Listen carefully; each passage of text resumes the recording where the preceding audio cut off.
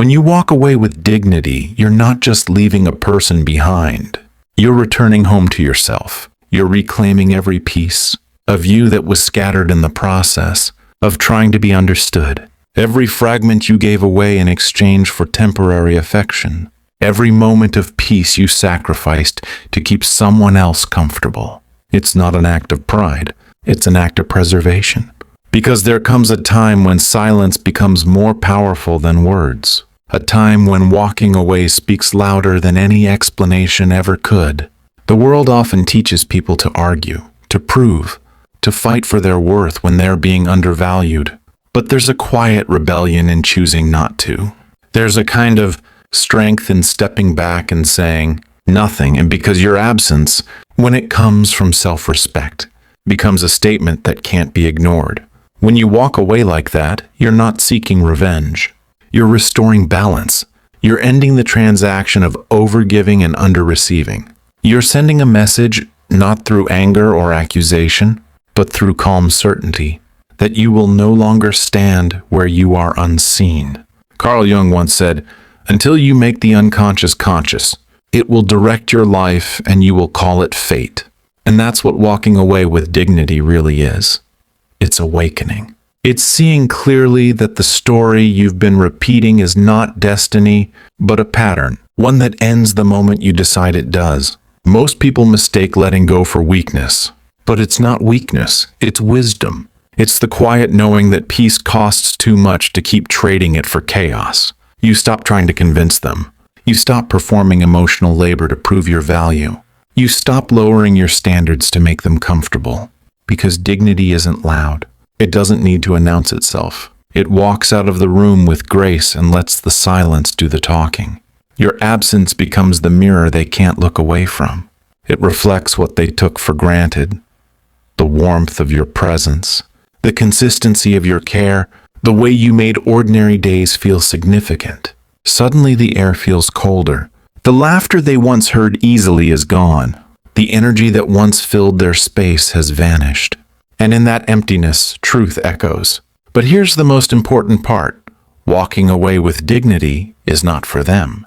It's for you. It's the moment you decide that peace matters more than potential. That being whole matters more than being wanted. That your soul deserves calm, not confusion. It's realizing that the same silence that unsettles them is the same silence that heals you. Because in that space you can finally hear your own thoughts again.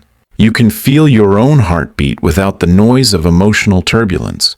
And that's when something profound happens. You begin to remember who you were before you started fighting to be understood. You remember the girl who laughed easily, the woman who dreamed without fear, the person who didn't question her worth every time someone withdrew affection. You start rebuilding from there, piece by piece, moment by moment, until the reflection in the mirror no longer looks tired from trying. Jung once said, "Who looks outside dreams. Who looks inside awakes." That awakening happens quietly, often in the middle of the night when your phone stays silent and your heart feels heavy but free. You begin to understand that solitude isn't loneliness, it's sacred ground. It's where you meet yourself again, unfiltered by someone else's expectations.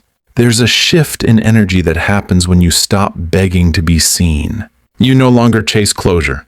You no longer write long messages trying to make them understand your side. You no longer explain your worth. You simply exist in your own peace, and that peace becomes magnetic.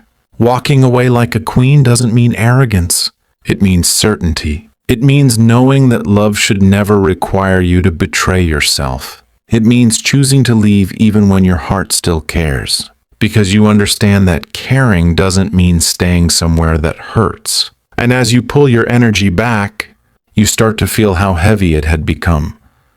The constant analyzing, the waiting, the hoping they would change, the exhaustion of trying to be enough for someone who never intended to meet you halfway. Now the weight is gone. The silence feels different. It's no longer a punishment. It's a sanctuary. You begin to sleep deeper. You start to smile for no reason. You find beauty in simple things.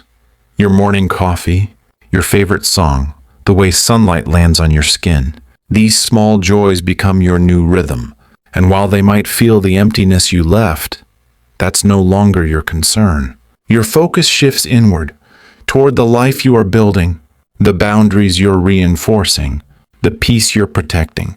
Jung once observed, "The privilege of a lifetime is to become who you truly are." That's what this chapter is about. Becoming. Not revenge, not regret, just evolution.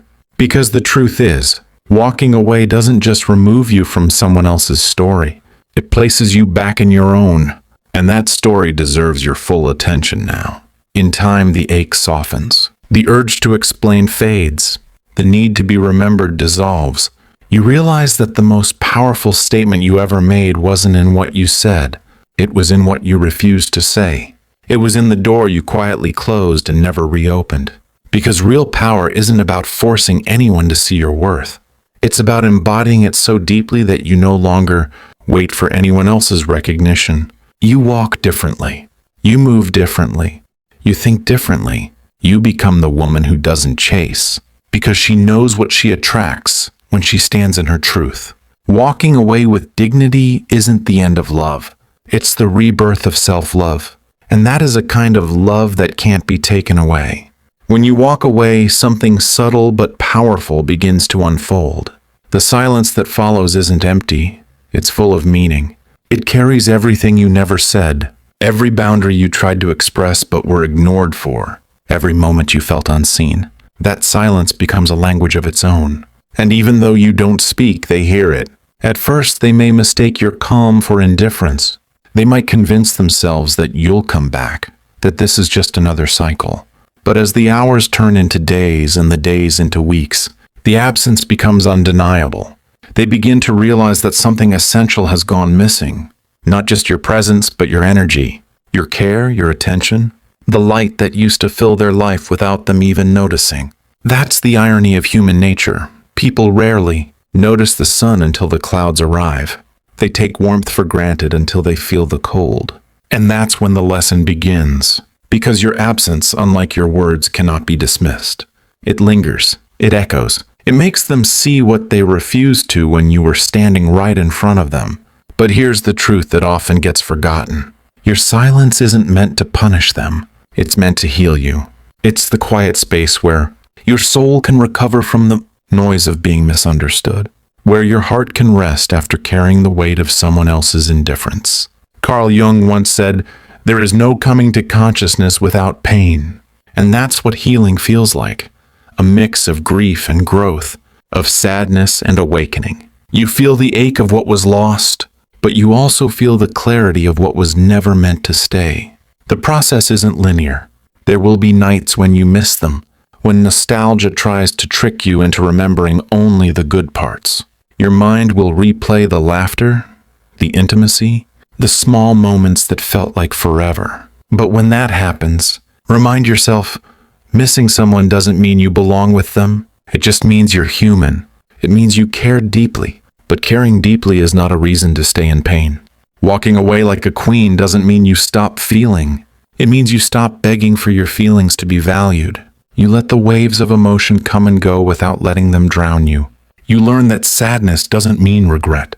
Sometimes it's just the soul's way of saying goodbye to what no longer fits. In the quiet that follows, you begin to rediscover the rhythm of your own life. The mornings that once started with checking your phone now begin with peace. You make your bed, you pour your coffee, and you notice how still the air feels. Not empty, but calm. You start doing small things for yourself without waiting for anyone else to notice. A walk, a meal you love, a song that brings you back to life. And slowly the heaviness starts to lift.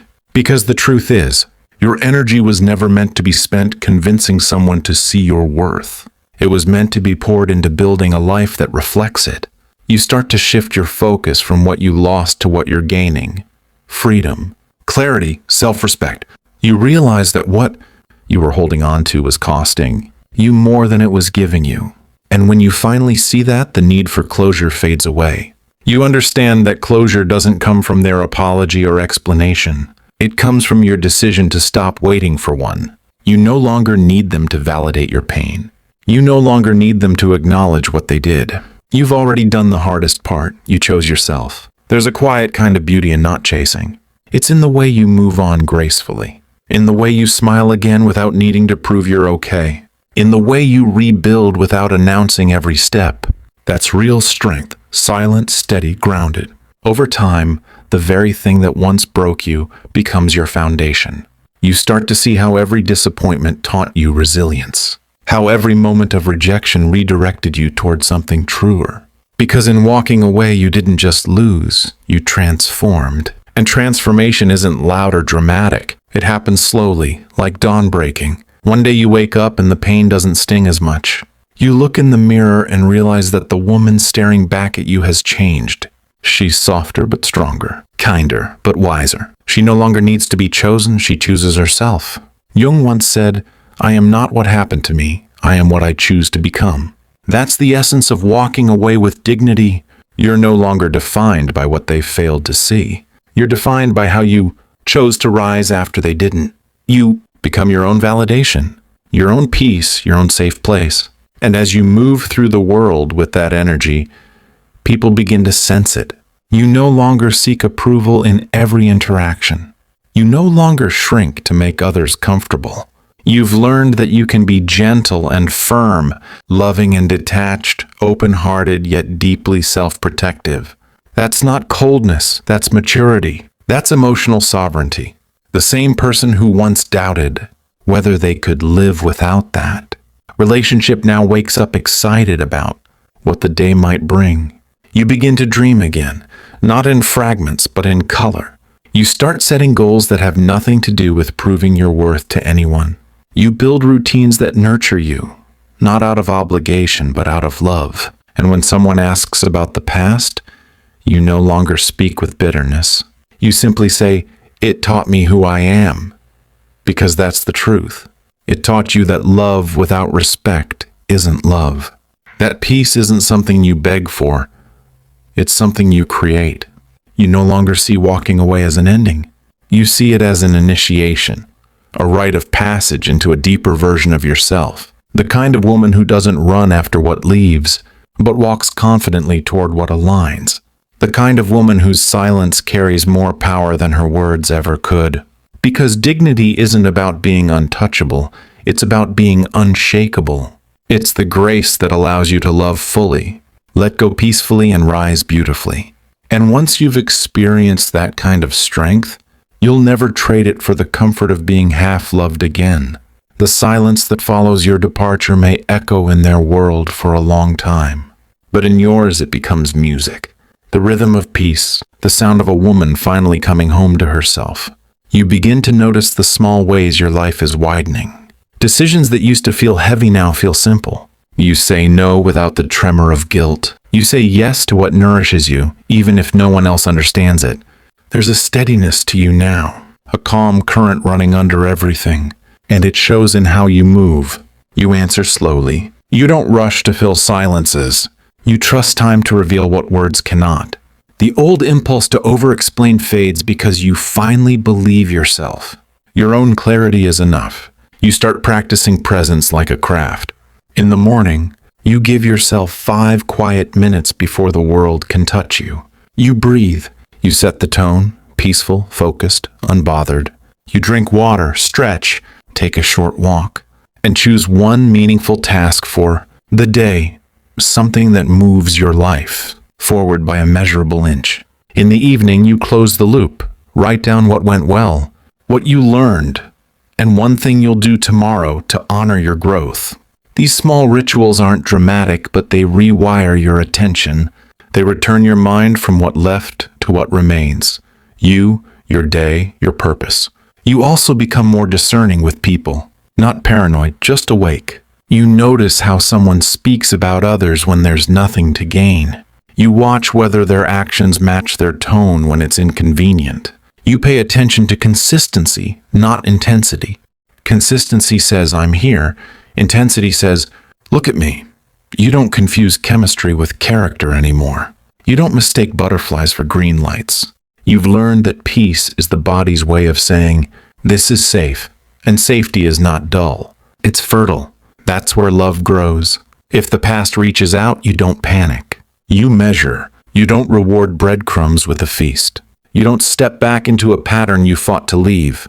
You respond, if you choose to respond at all, in the energy you live in now, direct, kind, brief. You don't ignite old fires just to prove you're no longer cold. You don't audition for a role you resigned. If they truly changed, they'll be consistent without your management. If they haven't, time will show it, and you won't be there to watch. You learn to let memories be soft without letting them be persuasive. You can think of the good moments and still honor the truth. The full story includes the part that hurt you. The mind loves highlight reels.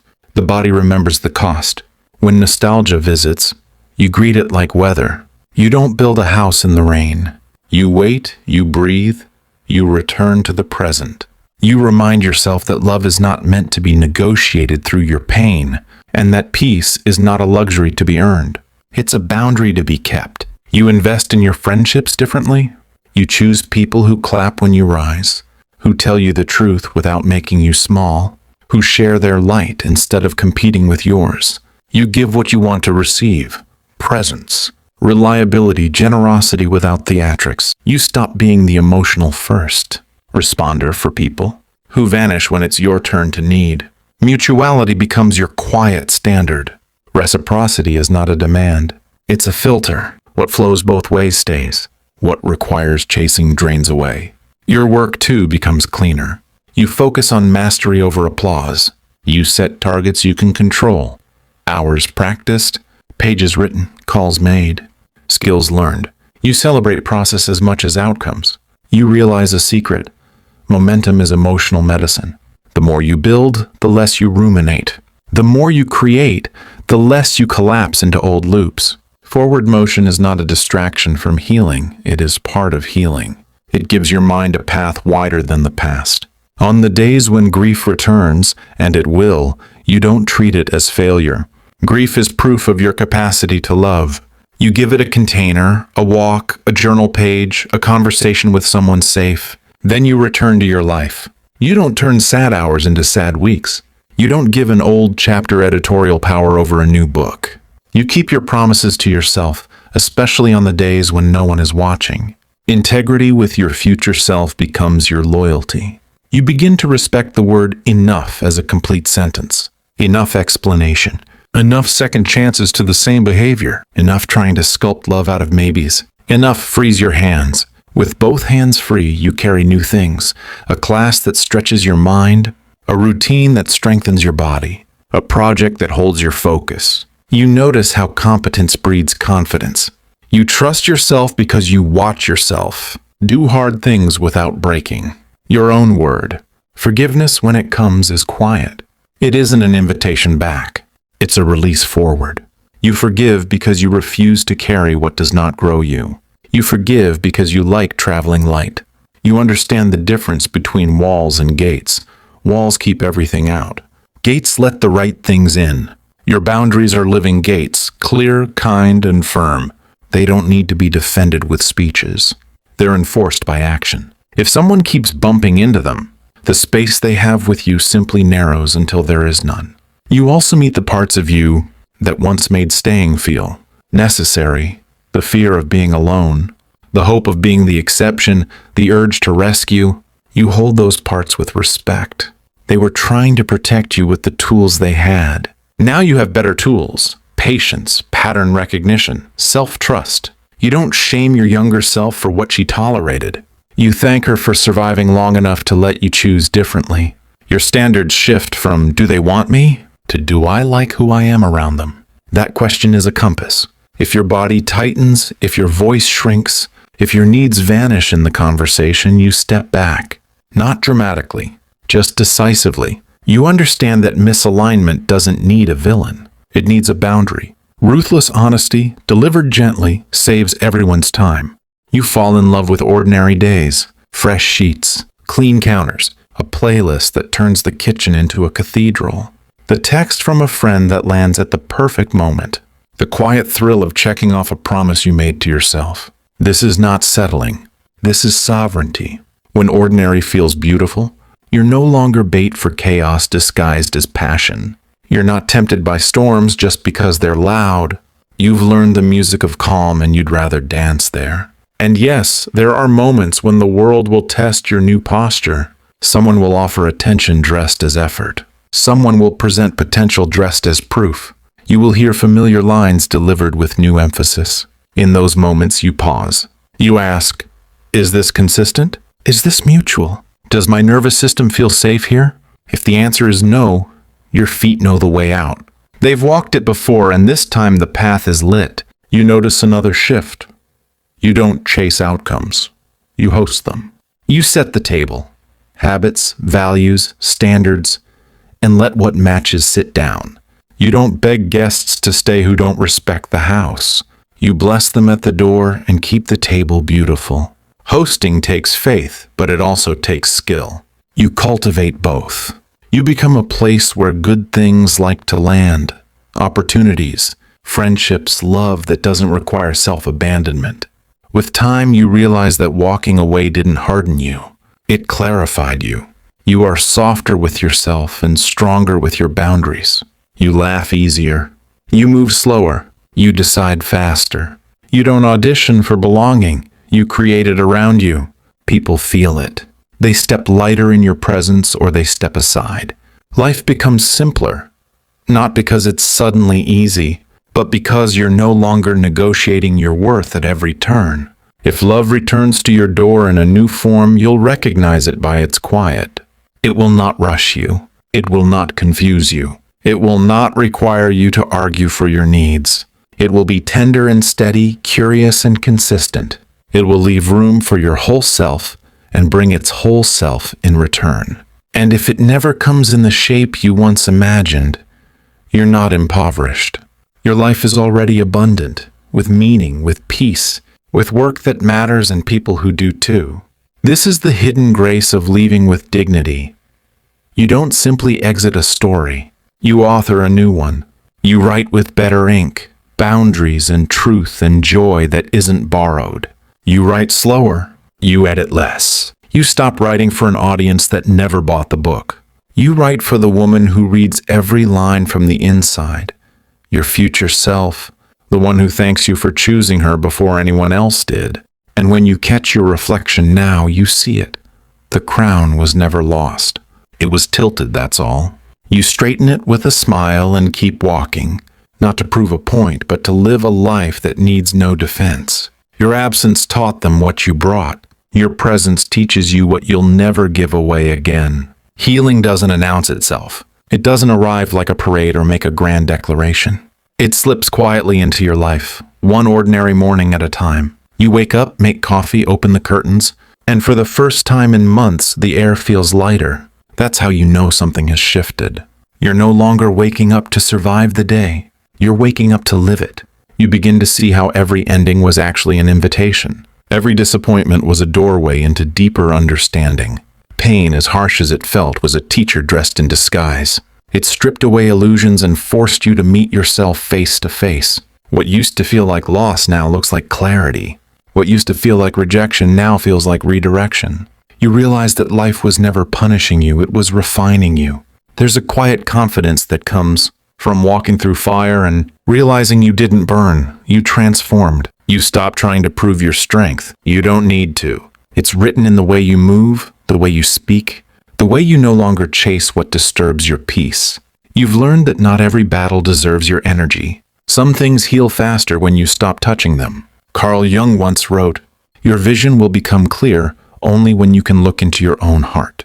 Who looks outside dreams. Who looks inside awakes. And that awakening, that deep turning inward, becomes the foundation of your power. You stop waiting for someone else to love you correctly before you feel whole. You stop outsourcing your joy to external validation. You build peace from the inside out. You start loving yourself in small, consistent ways, the kind that no one sees but you. You rest when you're tired instead of feeling guilty. You eat food that nourishes you instead of punishing your body for its hunger.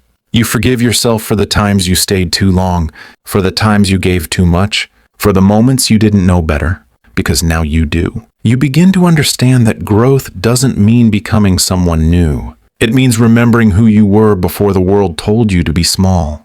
It's about unlearning the habits that made you shrink, over-apologizing, over-explaining, over-compromising. You no longer beg for understanding from people committed to misunderstanding you. You simply stop participating in conversations that drain your soul. There's a special kind of freedom in not needing to be chosen. You walk into rooms with quiet assurance. You don't perform. You don't compete. You don't bend to fit. You take up space as you are, whole, grounded, radiant. You speak when it adds value, and you stay silent when peace is the wiser answer. You've learned that not every reaction deserves your presence. Silence, when chosen intentionally, is still communication. It says, I know my worth. People begin to notice the difference. They feel it before they understand it. There's a gravity to your calm, an ease to your existence that didn't used to be there. You're not chasing validation anymore. You're attracting alignment. You're no longer fighting for a seat at tables where love is conditional. You're building your own table and inviting peace to sit beside you. This version of you doesn't beg for closure. She creates it. She doesn't run after apologies. She accepts that some people will never be able to give them. And that's okay, because her healing no longer depends on anyone else's awareness. She's learned that peace doesn't come from control. It comes from surrender. Surrender isn't giving up. It's letting go of what was never yours to carry. The urge to fix, to convince, to rescue, that all falls away. You stop playing therapist to people who refuse to heal. You stop auditioning for love from those who can't meet you in truth. You release the fantasy that you can change someone through your patience. That fantasy was never love. It was exhaustion dressed as hope. You learn that protecting your energy is not selfish. It's sacred. You set boundaries not to shut people out, but to keep your peace intact. You stop explaining those boundaries to anyone who benefits from crossing them. You no longer need validation for what your spirit already knows. Your peace becomes your power. It's not loud or dramatic, it's steady and magnetic. You attract differently when you're at peace. You stop drawing chaos because chaos no longer recognizes you.